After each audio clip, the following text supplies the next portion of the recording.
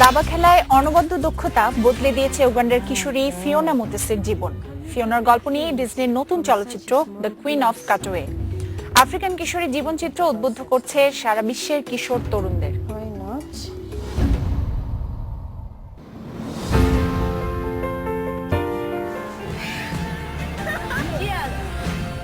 You told us to make a plan, but I fear things will never change. What matters is when you reset the pieces.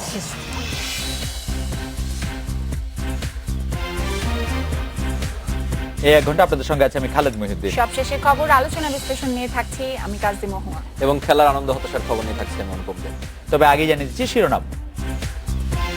Series বাঁচাতে মরিয়া মাশরাফি সাকিব, বাটলারের বিদায়ে বিপর্যয় England.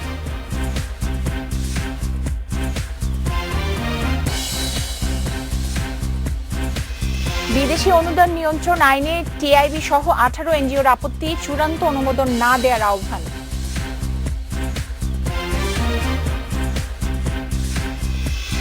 Assam থেকে পাইপলাইনের জ্বালানি তেল আমদানির সিদ্ধান্ত, বাংলাদেশের কয়লা কিনতে চায় ভারত।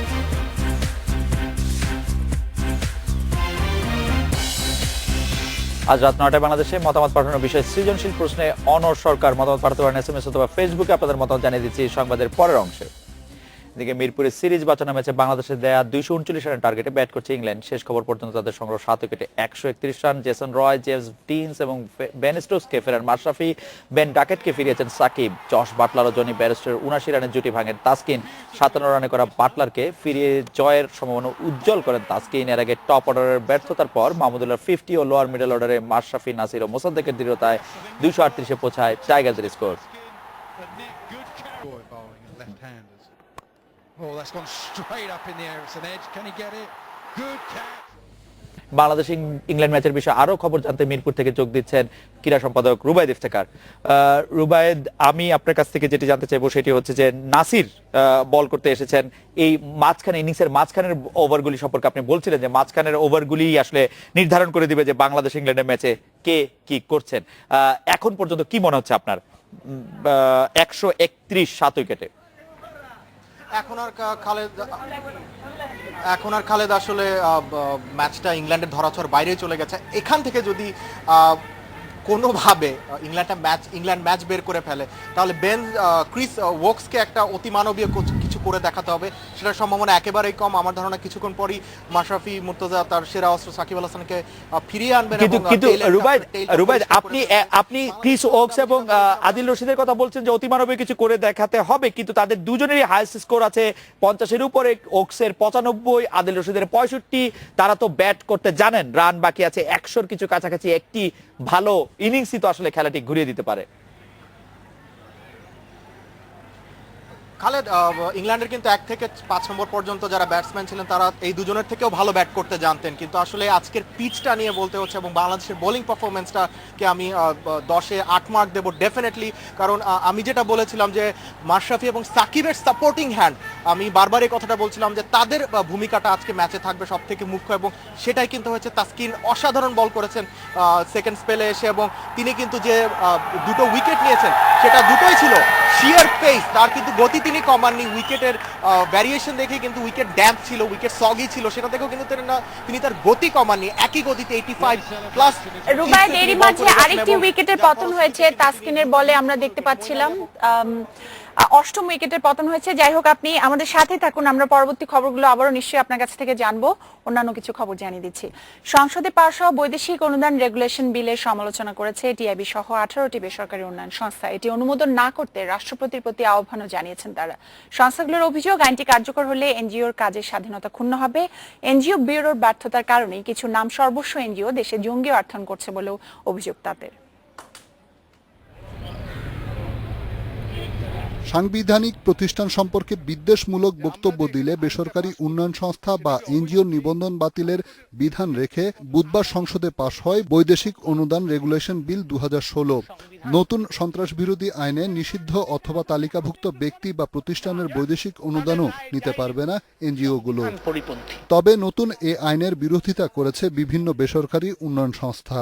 ঢাকা রিপোর্টার্স ইউনিটিতে এক সংবাদ সম্মেলনে সংসদে পাশ হওয়া বিল সই না করতে রাষ্ট্রপতির কাছে আহ্বান জানান 18টি সংস্থার প্রতিনিধিরা।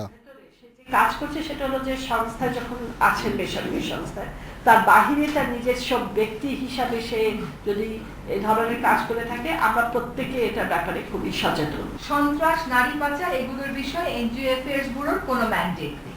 আর আপনি যখন একটাই বিধান দুটো বা তিনটা এজেন্সির অধীনে নিয়ে আসেন তখন কে ওটা বাস্তবায়ন করবে তা নিয়ে একটা টানাপোড়েন চলে। সংসদ নিয়ে টিআইবির একটি বক্তব্যের পরই গত বছর এ সংক্রান্ত আইন কঠোর করার উদ্যোগ নেয় সরকার। বিলটি পাশের পর টিআইবি বলেছে এতে বেসরকারি উন্নয়ন সংস্থার কাজের পরিবেশ সংকুচিত হবে। নতুন আইনের মাধ্যমে এনজিওর নামে জঙ্গি অর্থায়ন ঠেকানো সম্ভব নয় বলেও মনে করে টিআইবি। এনজিওরা কেন অর্থ আনবে? শুধু সরকারও আনে, ব্যবসায়ীরা আনে, সাধারণ নাগরিক আনে। যদি তারা সকলেই এই আইনের আওতাভুক্ত হতে হবে তাহলে সেই সামর্থ্য কি আমাদের এনজিও অ্যাফেয়ার্স ব্যুরোর আছে? সেটা তো ভাবতে হবে। সংশ্লিষ্ট সব পক্ষের সঙ্গে আলোচনার মাধ্যমে আইনটি সংশোধনের দাবিও জানানো হয় সংবাদ সম্মেলনে। রিশাদ হুদা, ইন্ডিপেন্ডেন্ট নিউজ, ঢাকা। ভারত থেকে পাইপলাইনে জ্বালানি তেল আমদানিতে শিগগিরই চুক্তি করছে সরকার। দেশের উত্তরাঞ্চলের চাহিদা মেটাতে এই সিদ্ধান্ত চূড়ান্ত হয়েছে বলে জানিয়েছেন জ্বালানি ও বিদ্যুৎ প্রতিমন্ত্রী নসরুল আহমেদ বিপু। ভারত সফর নিয়ে রোববার সচিবালয়ে সংবাদ সম্মেলনে তিনি একথা জানান। প্রতিমন্ত্রী বলেন, বাংলাদেশের খনি থেকে উন্নত মানের কয়লা তোলা হলে তা কিনতেও আগ্রহ দেখিয়েছে ভারত।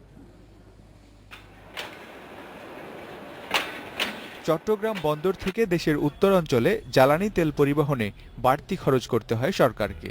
জ্বালানি ও বিদ্যুৎ মন্ত্রণালয়ের তথ্য বলছে, তেল উত্তরাঞ্চলে পাঠাতে ব্যারেল প্রতি খরচ হয় প্রায় $8।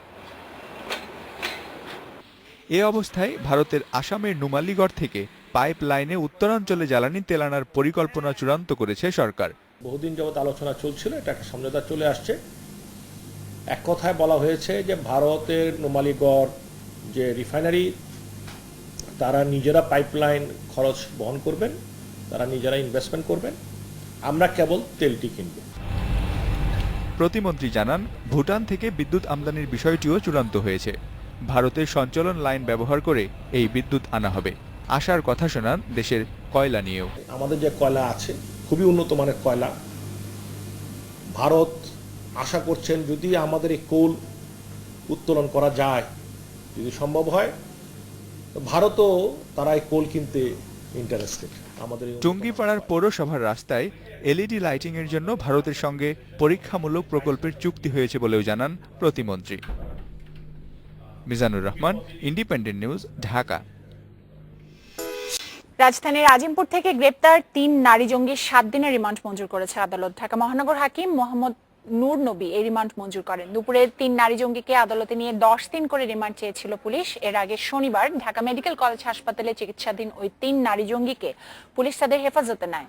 আজিমপুরে 10 সেপ্টেম্বর রাতে অভিযান চালায় পুলিশের কাউন্টার টেরোরিজম ইউনিট। এতে জঙ্গি তানভীর কাদেরী নিহত হন এবং 3টি শিশু সহ 3 নারীকে গ্রেপ্তার করা হয়। এদিকে আশুলিয়ায় র্যাবের অভিযানে আটক জঙ্গি আব্দুর রহমানের স্ত্রী রুমির বিরুদ্ধে অস্ত্র বিস্ফোরক ও সন্ত্রাস দমন আইনে 2টি মামলা করা হয়েছে। জঙ্গিরা সশস্ত্র থাকায় তাদের জীবিত ধরতে পারছে না পুলিশ। বিকেলে রমনা কালী মন্দির পরিদর্শন গিয়ে কথা জানান ডিএমপি কমিশনার আসুজ্জামান মিয়া। জেএমবির শীর্ষ নেতা মেজর জিয়াকে ধরার চেষ্টা চলছে বলেও জানিয়েছেন তিনি। আমরা জীবিত ধরি নাই, এটি সত্য নয়। আপনি জানেন যে এই সন্ত্রাসীরা থাকে সশস্ত্র, তাদের কাছে থাকে বিস্ফোরক, এবং যখনই পুলিশ একটি ড্যামকে ঘিরে ফেলে তখন তারা পুলিশের পরে ককটেইল, গ্রেনেড বর্ষণ করে এবং গুলি বিনিময় করে, এবং তাদের অনেকের শরীরেও এই ধরনের বিস্ফোরক বাধা থাকে। সুতরাং এদের জীবিত ধরা অত্যন্ত কষ্টসাধ্য ব্যাপার। এবার এটি বিরতি নিচ্ছি।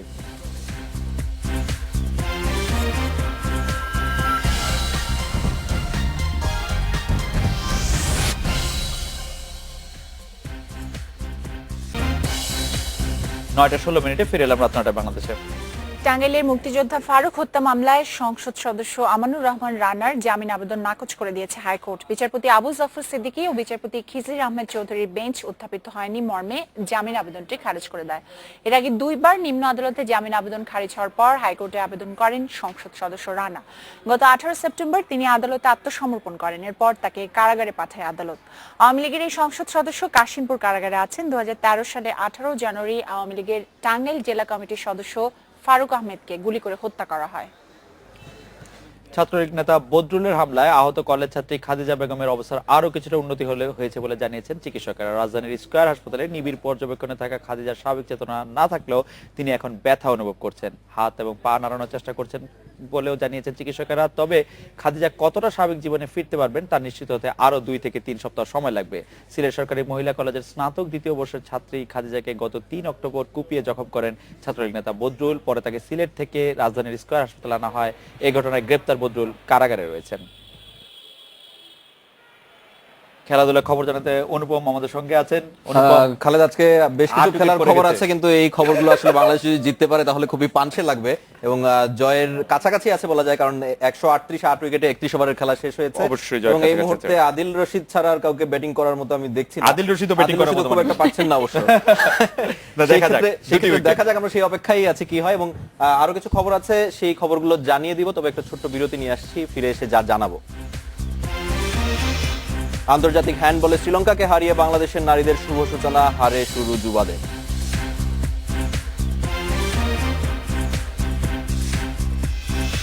এশিয়ান কাপ বাছাইয়ের প্লে অফে কাল ভুটানের মুখোমুখি বাংলাদেশ, পরের রাউন্ডে যাওয়ার লক্ষ্য।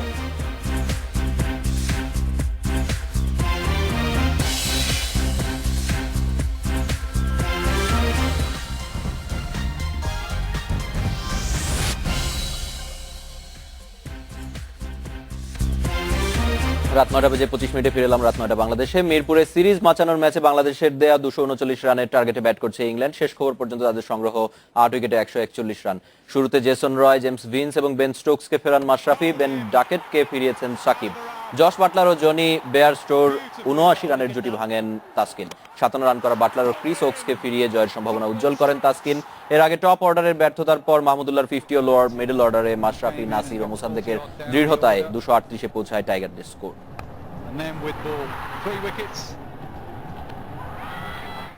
বাংলাদেশ ইংল্যান্ড ম্যাচের বিষয়ে আরো খবর জানাতে মিরপুর থেকে যোগ দিচ্ছেন সহকর্মী রুবাইদ ইফতেখার। রুবাইদ, খেলার এই মুহূর্তে 8 উইকেট পড়ে গেছে, আপনার কি আর কোনো ধরনের কোনো সংশয় আছে বাংলাদেশের জয় নিয়ে? আমার সংশয় আসলে অনুপম, আমি যখন আপনার সাথে প্রথমেই কথা বলছিলাম তখনই ছিল না। আমি শুরু থেকেই বলছিলাম ইংল্যান্ড ইনিংসের যে আমাদের আসলে ওপেনিং স্পেলটা দুর্দান্ত করেছেন মাশরাফি এবং সাকিব। তারপরের স্পেলটা অর্থাৎ তারপরে 10, 12, 15 ওভার নিয়ে আমি একটু কনসার্ন ছিলাম, কিন্তু যখন নাসির, তাসকিন তাদের স্পেশালি তাসকিন যখন তার দ্বিতীয় স্পেলে ফেরত আসলেন এবং নাসির যখন উইকেটটি তুলে নিলেন, কেক ওয়াক ছিল বাংলাদেশের জন্য। এখন যে সময়ের ব্যাপার, কতক্ষণ ইংল্যান্ড গুটিয়ে যায়। রুবাইদ, আপনার সাথে সিরিজ শুরুর আগে এক ধরনের কথা হচ্ছিল যে বাংলাদেশ এই সিরিজে ভালো ফল করতে পারলে বাংলাদেশের রেটিং পয়েন্টে এক ধরনের পরিবর্তন আসবে। আজকের ম্যাচ যদি বাংলাদেশ জেতে, সেই ক্ষেত্রে কি রেটিং পয়েন্টে কোনো ধরনের কোনো পরিবর্তন আসছে? অনুপম, আসলে হোম সিরিজের ক্ষেত্রে রেটিং পয়েন্টের ক্ষেত্রে একটা রেটিং পয়েন্টের বিষয়ে একটা বিপদ কিন্তু থেকেই যায়, কারণ হোম সিরিজে রেটিং পয়েন্ট একটা বড় দলের সাথে জিতলেও খুব বেশি একটা পার্থক্য হয় না। আমরা আসলে আফগানিস্তানের সাথে একটা ম্যাচ হেরে যে পরিমাণ পয়েন্ট খুইয়েছি, সেটা আসলে এক ম্যাচ ইংল্যান্ডকে হারিয়ে সেটা হয়তো রিকভার করা সম্ভব হবে না। তবে সিরিজটা যদি আমরা জিতে নিই, সেক্ষেত্রে রেটিং পয়েন্টের একটা পরিবর্তন আসছে নিশ্চিতভাবে। রুবাইদ, আপনাকে অনেক ধন্যবাদ আমাদের সাথে যোগ দেওয়ার জন্য। আশা করি খালেদ, আমার কাছে যেটি মনে হয় যে বাংলাদেশ মানে এখন খুব ভালো অবস্থানে আছে বলে বলছি না। 8 উইকেট পড়ে গেছে, মহুয়া অনেকক্ষণ ধরে কনফিডেন্ট যে বাংলাদেশ খুব ভালো মতো জিতে যাবে। রুবাইতের তো মানে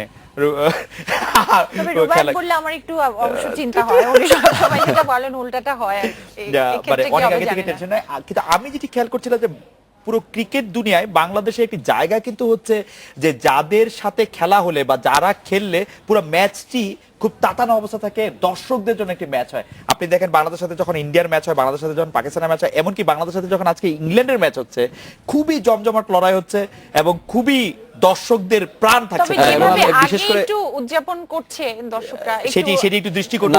বিশেষ করে আপনি যেটা কথা বলছেন যে গত বছর খানেকের বেশি সময় ধরে কিন্তু বাংলাদেশ হোম গ্রাউন্ডেই সিরিজ খেলছে এবং সেই ক্ষেত্রে বাংলাদেশের দর্শকদেরও কিন্তু একটা বড় ভূমিকা আছে। হোম গ্রাউন্ডে সিরিজের কথাই আমি শুধু বলছি না, যখন দেখেন বিশ্বকাপের ম্যাচগুলিতে কি হয়, আমরা যখন আনএক্সপেক্টেড কোনো কিছু পাই, এই ইংল্যান্ডের সাথে যখন আমরা বিশ্বকাপে জিতেছিলাম, সেটি ছিল একটি দারুণ উদযাপনের উপলক্ষ পুরো ক্রিকেট বিশ্বের জন্যই। এবং নিউজিল্যান্ড, আপনার মনে আছে বিশ্বকাপে কিন্তু এত ভালো খেলছিল, নিউজিল্যান্ডকে অপ্রতিরোধ্য মনে হচ্ছিল। একমাত্র বাংলাদেশি এবং স্পেশালি মাহমুদুল্লাহ কিন্তু তাদের বোলিং এর বিরুদ্ধে চোখে চোখ রেখে ব্যাটিং করছিলেন এবং এক পর্যায়ে মনে হচ্ছিল যে বাংলাদেশ আসলে ম্যাচটি জিতেও যেতে পারে। এটির একটি কারণও কিন্তু আছে, আমরা কিন্তু বাংলাদেশ এর- চমৎকার টিম, সেটির ব্যাপারে কোনো সন্দেহ নেই। ওয়ানডেতে চমৎকার টিম এবং খুবই আনপ্রেডিক্টেবল একসাথে, এবং গত ম্যাচটি তারা যেভাবে হেরেছে এটা আসলে মানে ক্রিকেট যে কত অনিশ্চয়তার খেলা এবং মানে এবং এবং এবং কতটাই অনিশ্চয়তার মধ্যে থাকা হতে পারে সেটাই আজকে কথা। এরকম কিছু ঘটবে না, এটা নিয়ে এত দুশ্চিন্তা হ্যাঁ, করার আমাদের কিছু নেই। সবচেয়ে বড় অর্জন হলো যে বাংলাদেশ হয়তো একসময় ইংল্যান্ডকে হারালে সেটা অঘটন বলে বিবেচিত হতো, এখন এখন এখন ইংল্যান্ডের কিছু কাছে- হবে না। না, না, ইংল্যান্ডের কাছে হেরে গেলে সেটি এত অস্বাভাবিক আমরা এটি মানতেই পারি না। হ্যাঁ, আমি দেখছিলাম ইংল্যান্ডের যে গণমাধ্যম তারা মানে মোটামুটি প্রস্তুতি নিয়ে নিয়েছিল যে ইংল্যান্ড দলকে কিভাবে ধোলাই করা সমালোচনা যায়। করা যায়, কিন্তু শেষ পর্যন্ত তারাও আসলে প্রথম ম্যাচে বাংলাদেশ হেরে যাওয়ায় তারাও আসলে অনেকটা অবাক হয়ে গিয়েছে যে কিভাবে এই অবস্থা থেকে বাংলাদেশ হারলো। যাই হোক, আমরা আরো কিছু খবর জানাবো, তবে তার আগে একটা ছোট বিরতি নিয়ে আসছে। এএফসি এশিয়ান কাপ বাছাইয়ের প্লে অফে কাল ভুটানের মুখোমুখি হচ্ছে বাংলাদেশ। এই ম্যাচ জিতে পরের রাউন্ড নিশ্চিত করতে চায় বেঙ্গল টাইগাররা। অন্যদিকে হোম কন্ডিশনে বাড়তি সুবিধা থাকলেও সতর্ক ভুটান। থিম্পুর চাংলি মিথান স্টেডিয়ামে বাংলাদেশ সময় ম্যাচ শুরু হবে সন্ধ্যা 6টায়। ম্যাচ জিততে চায় দক্ষতা, আত্মবিশ্বাস ও শারীরিক সক্ষমতা। সব দিক থেকে পিছিয়ে বাংলাদেশ। থিম্পুতে কৃত্রিম টার্ফ, সমুদ্রপৃষ্ঠ থেকে প্রায় 2500 ফুট উচ্চতার অপরিচিত কন্ডিশনে কঠিন পরীক্ষার অপেক্ষায় সেন্ট পিটার দল। মাঠের উচ্চতা আমাদের সমস্যায় ফেলতে পারে, তবে আমার বিশ্বাস সেটা কাটিয়ে উঠতে পারবো। আবহাওয়া ও টার্ফ তেমন একটা সমস্যা হবে না। ভুটান বাধা উতরাতে না পারলে 2017 থেকে 2019 পর্যন্ত আন্তর্জাতিক পর্যায়ে একরকম নির্বাসনে যেতে হবে। ডু অর ডাই ম্যাচের আগে দুঃসংবাদ বাংলাদেশের জন্য। মায়ের মৃত্যুতে মিডফিল্ডার ইমন বাবুকে মিস করছেন কোচ টম সেন্টফিট। এছাড়া আর কোনো ইনজুরি সমস্যা নেই। সাম্প্রতিক সময়ে ভুটান অনেক উন্নতি করেছে। ওদের চ্যামেচে ও দর্জির মতো ভালো খেলোয়াড় রয়েছে। কঠিন সময় অপেক্ষা করছে, তবে আত্মবিশ্বাসী আমরা। ম্যাচ জিতেই ফিরতে চাই। অ্যাওয়ে ম্যাচের ড্র প্রেরণা যোগাচ্ছে ভুটানকে। নিজস্ব কন্ডিশনে বেঙ্গল টাইগারদের রুখে দিতে প্রস্তুত তারা। প্রথম পর্বে গোল শূন্য ছিলাম, এবার ম্যাচ আমাদের মাঠে, নতুন করে শুরু করতে চাই। প্রথম লেগ গোল শূন্য হয়েছিল। এই ম্যাচে অন্তত এক গোলের ড্র দরকার বাংলাদেশের, যদিও জয়ের লক্ষ্যেই মাঠে নামবে লাল সবুজরা। আমিরুল লতিফ, ইন্ডিপেন্ডেন্ট নিউজ। আন্তর্জাতিক হ্যান্ডবল ট্রফিতে শুভ সূচনা করেছে বাংলাদেশের নারীরা। নিজেদের প্রথম ম্যাচে শ্রীলঙ্কাকে 47-14 গোলে হারায় স্বাগতিক নারীরা। তবে নিজেদের প্রথম ম্যাচে হেরেছে বাংলাদেশের যুবারা। Shaheed captain M Mansur Ali handball স্টেডিয়ামে প্রথমার্ধে 22-7 গোলে লিড নেয় বাংলার মেয়েরা। দ্বিতীয়ার্ধে লঙ্কার জালে আরো 25 গোল দেয় রুবিনারা। বাংলাদেশের শিফা সর্বোচ্চ 9 গোল করেন। এদিকে ভারতের বিপক্ষে প্রথমার্ধে 25-15 গোলে পিছিয়ে পড়া বাংলাদেশের যুবারা দ্বিতীয়ার্ধেও ঘুরে দাঁড়াতে পারেনি। অতিথিদের কাছে ম্যাচ হেরেছে 45-31 গোলে।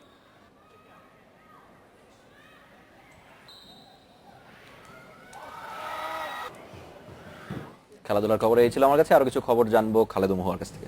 অনুভব, আপনাকে ধন্যবাদ। মাধ্যমিক উচ্চ মাধ্যমিক পরীক্ষায় বহু নির্বাচনী অংশের নম্বর কমিয়ে সৃজনশীলে বাড়ানোর সিদ্ধান্ত পরিবর্তন হচ্ছে না। সরকারি সিদ্ধান্ত অনুযায়ী আগামীতে বহু নির্বাচনী প্রশ্নে কমানো হবে 10 নম্বর, আর সৃজনশীলে 10 নম্বরের একটি প্রশ্ন বাড়িয়ে করা হবে 7টি। সচিবালয়ে সকালে শিক্ষাবিদদের সঙ্গে বৈঠক শেষে শিক্ষামন্ত্রী নুরুল ইসলাম নাহিদ এ তথ্য জানান। মন্ত্রী বলেন, শিক্ষার্থীরা আন্দোলন করলেও আগের সিদ্ধান্ত পরিবর্তনের কোনো যুক্তি নেই।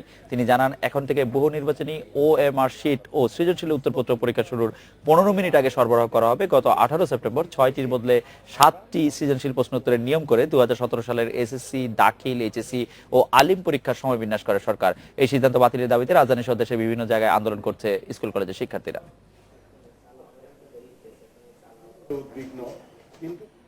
রাজধানীর মগবাজার ফ্লাইওভারে দুপুরে বেপরোয়া গতির যাত্রীবাহী বাস উল্টে 10 যাত্রী আহত হয়েছেন। তাদের দুজনের অবস্থা আশঙ্কাজনক। দুর্ঘটনার পর প্রায় 1 ঘন্টা ফ্লাইওভারে যান চলাচল বন্ধ থাকে। গাজীপুর থেকে ছেড়ে আসা গুলিস্তানগামী প্রভাতী বনশ্রী পরিবহনের বাসটি বেলা 1টার দিকে মগবাজার ফ্লাইওভারের উপরে উল্টে যায়। এরপর পরই আহত যাত্রীদের উদ্ধারে এগিয়ে যায় পুলিশ ও আশপাশের লোকজন। পরে ফায়ার সার্ভিসের কর্মীরাও যোগ দেয় উদ্ধার তৎপরতায়। যাত্রীদের অভিযোগ, অতিরিক্ত যাত্রী বহনকারী বাসটির চালক অন্য একটি বাসকে দ্রুতগতিতে অতিক্রম করার সময় দুর্ঘটনা ঘটে। আমরা তাকে বললাম যে আস্তে চালাও, কিন্তু আমাদের কথা শুনলো না। ড্রাইভারটা আঁকাবাঁকা করতে যায়, গাড়ির উপাসের চাকাটা উপরে উঠিয়ে গাড়িটা পড়ে গেছে। মহিলাদের জায়গা নেই, তারপরে মহিলা আর উঠেছে। এখানে মানুষ সব এই সাইডে চাপা যাওয়ার কারণে গাড়িটা কাটিয়ে ফিরে গেছে। আহত 10 যাত্রীকে ঢাকা মেডিকেল কলেজ হাসপাতালে ভর্তি করা হয়েছে। তাদের মধ্যে রাসেল ও মুখলেস নামে দুজনের অবস্থা আশঙ্কাজনক। দুর্ঘটনার পরই পালিয়ে যান চালক। প্রবলেম হচ্ছে যে দূরে থেকে গাড়ি মনে করেন হয়তো স্পিডটা বেশি ছিল, ঢালু অবস্থায় স্পিডটা কমাই থেকে হয়তো ব্রেক ফিল করছে, ওই কারণে স্পিডে উল্টে গেছে। উল্টে যাওয়ার পরে মেনলি মানুষজন কয়েকজন আহত, কিন্তু দুজনের অবস্থা খুব খারাপ ছিল। তারা ওই যে ইয়ার নিচে ছিল, আপনার পাটা ছিল তাদের ওই ইয়ার নিচে। পরে ওখান থেকে আর কি ফায়ার সার্ভিসের গাড়ি এসে তুলে ওদেরকে ঢাকা মেডিকেলে পাঠানো হয়েছে। দুর্ঘটনা কবলিত বাসটিকে উদ্ধার করে রমনা থানায় নেওয়া হয়েছে। অভিযুক্ত চালককে গ্রেপ্তারে অভিযান চালাচ্ছে পুলিশ। মাহমুদ শরীফ, ইন্ডিপেন্ডেন্ট নিউজ, ঢাকা। আরো খবর জানানোর আগে নিচ্ছে একটি বিরতি। আর বিরতি পর জানিয়ে ফিরছি। মহা অষ্টমীতে দেবী দুর্গা দর্শনে মণ্ডপে ভক্তের ভিড়, কুমারী পূজায় উৎসবমুখর হিন্দু সম্প্রদায়।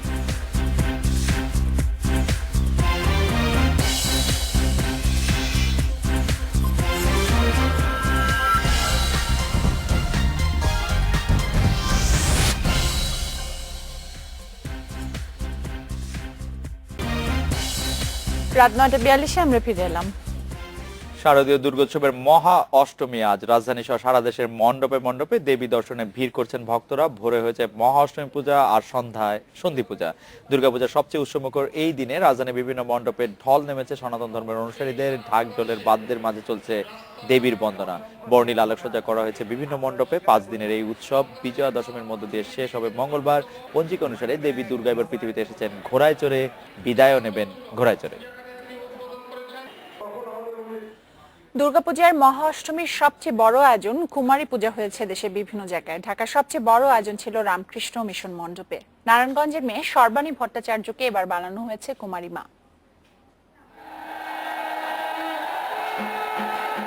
ভক্ত অনুরাগীর প্রতীক্ষার অবসান ঘটিয়ে মঞ্চে এলো কুমারী মা।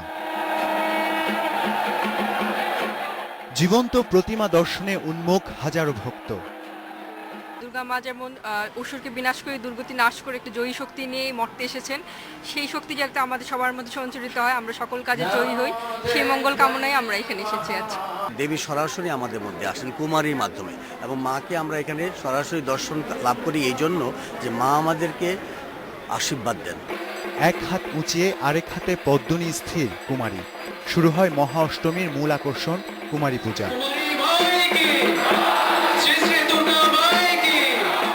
পূজা শেষে কুমারী মাকে প্রণাম জানান পূজারী ভক্ত অনুরাগীরা। হাত নেড়ে শুভাশিস জানায় কুমারী, যার শাস্ত্রীয় নাম কুবজিকা। আমি সবাইকে আশীর্বাদ করি, সবাই যেন সুখে শান্তিতে থাকুক। মহা অষ্টমীতে কুমারী পূজার গুরুত্ব ও উদ্দেশ্য তুলে ধরেন পূজারী। কুমারী পূজা উদ্দেশ্য হল মাতৃভাবের জাগরণ। মা সকল স্ত্রীর ভিতরেই আছেন, প্রকাশের অভাব। আমরা যদি মাকে সেইভাবে পূজা করতে পারি তাহলে বেশি প্রকাশ হয়। ঢাকা ছাড়াও দেশের বিভিন্ন জায়গায় হয়েছে কুমারী দেবীর আরাধনা।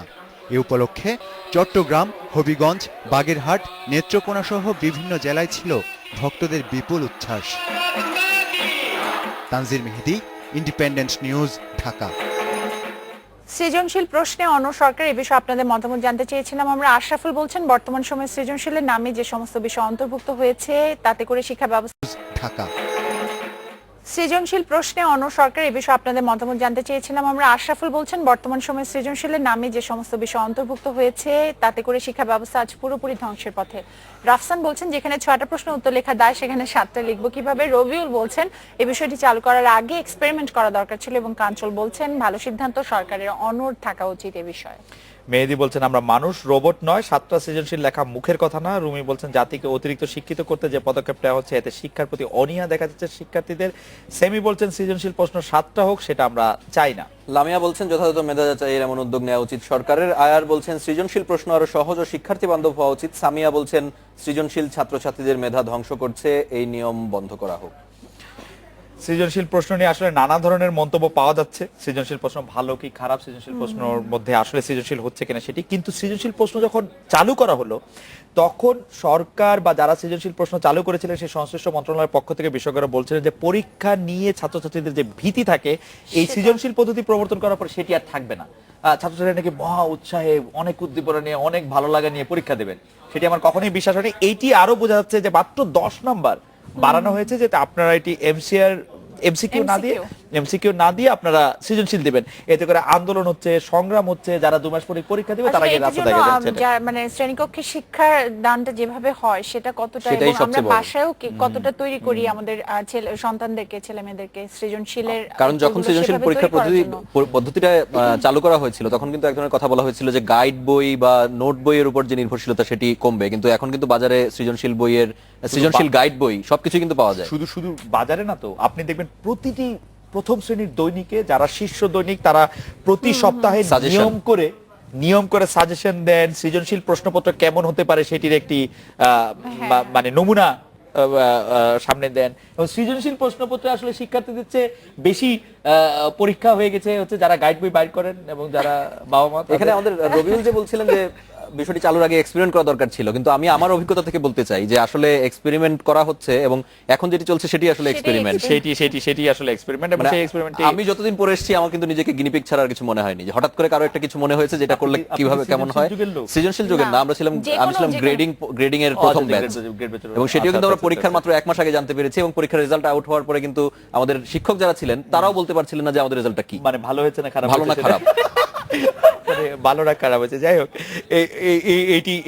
এটি আসলে খারাপ নয়। তবে অভিভাবকরা যেটি বলছেন যে সৃজনশীল পদ্ধতিতে আরো 10 নম্বর বেশি দিতে এত বেশি আপত্তি থাকতো না যদি এটি পরীক্ষা খুব কাছে চলে আসছে, ওনাদের মধ্যে ফেব্রুয়ারিতে পরীক্ষা বা মানে জানুয়ারির শেষে পরীক্ষা, মাত্র এই কয়দিন আগে যে ঘোষণা করা হলো যে এভাবে আরেকটু সময় নিয়ে যদি এটি বলা হতো তাদের আর কোন রকম খারাপ লাগা থাকতো না।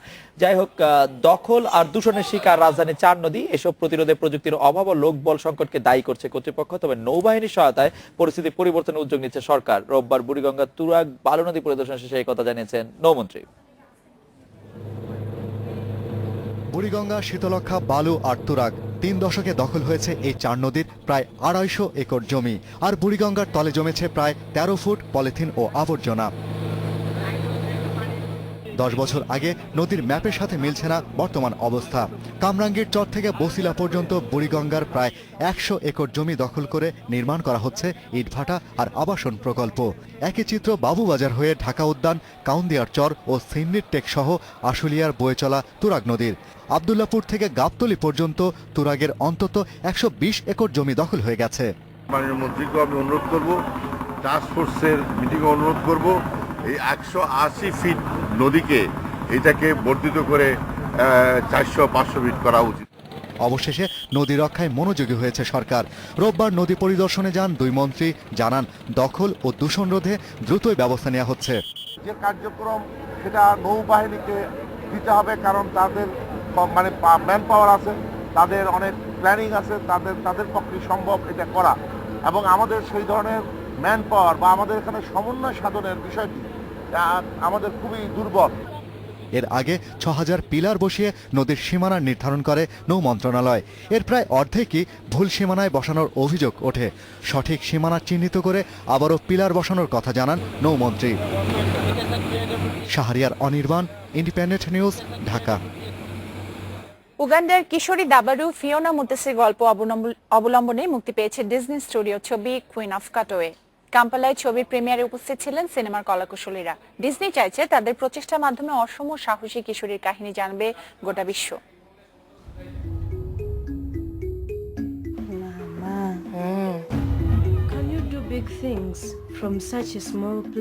উগান্ডার ছোট্ট শহরতলি কাটোয়ে, আফ্রিকার দেশটির সাধারণ জীবনযাত্রার ছাপ পড়েছে এখানেও। জীবনযুদ্ধে ব্যস্ত কাটোয়ে বাসিন্দাদের স্বপ্ন দেখার অবকাশ নেই। ব্যতিক্রম হয়ে ওঠে ফিওনা মুতেসি। এই কিশোরী শিখতে শুরু করে দাবা। আর 16 গুটির এই খেলায় তার জীবন পাল্টে দেয় চিরতরে। ধীরে ধীরে ফিওনা হয়ে ওঠে দেশের ও বিশ্বের অন্যতম সেরা নারী দাবাড়ু। শেষ করেন বিশ্ববিদ্যালয়ে নিজের পড়াশোনা এবং দায়িত্ব নেন নিজ পরিবারের।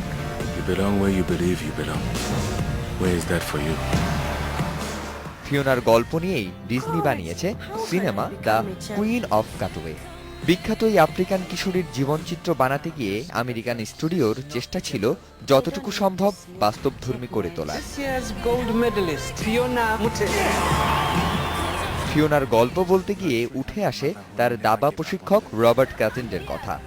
ইঞ্জিনিয়ারিংয়ে ক্যারিয়ার ছেড়ে কাটোয়ের শিশুদের দাবা শেখাতে গিয়েছিলেন এই তরুণ। খুঁজে পান ফিওনার মতো প্রতিভাকে। প্রতিকূল পরিবেশে তার টিকে থাকার চেষ্টা ছিল মুগ্ধ হবার মতো। দারিদ্র্যে বেড়ে ওঠা শিশুগুলো ভয়ে ভয়ে থাকে, তাদের কোনো স্বপ্ন থাকে না। কিন্তু ফিওনা ছিল ব্যতিক্রম, নিজের স্বপ্নের জন্য লড়াই করা শিখে গিয়েছিল সে। উগান্ডার রাজধানী কাম্পালায় সিনেমার প্রিমিয়ার শোতে উপস্থিত ছিলেন ফিওনা মুতেসি আর রূপালী পর্দায় তার চরিত্রে অভিনয় করা মাদিনা নালোবাঙ্গা। মীরা নায়ার পরিচালিত সিনেমাটি প্রশংসা পেয়েছে বোদ্ধাদের। Rakibul Iqbal, Independent News. এই ছিল রাত 9টায় বাংলাদেশের আয়োজনে। আজকে রাত 9টায় বাংলাদেশ শেষ করব যুক্তরাষ্ট্রের মেইন রাজ্যে স্ত্রীকে কাঁধে নিয়ে দৌড়ানো প্রতিযোগিতা কিছু ছবি দেখে। তার আগে আমরা বিদায় নিচ্ছি। সবাইকে শুভরাত্রি।